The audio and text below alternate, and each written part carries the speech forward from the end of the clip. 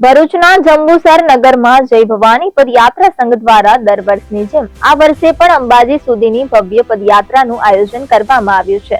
પદયાત્રાના પ્રસ્થાન પૂર્વે જંબુસર શહેરમાં એક ભવ્ય શોભાયાત્રા કાઢવામાં આવી હતી, જેમાં મોટી સંખ્યામાં માઈ ભક્તો જોડાયા હતા।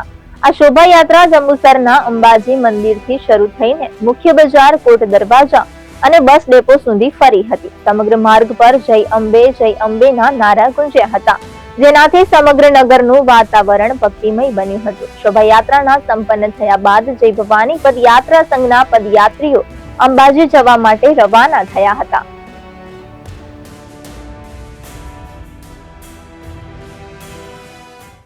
સર્વને જય અંબે।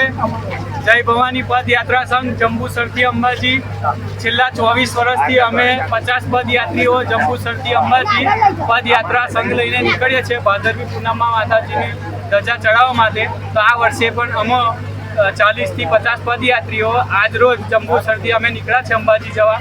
તો મા અંબે સૌની મનોકામના પૂર્ણ કરે તેવી મા જગદંબાના ચરણોમાં પ્રાર્થના।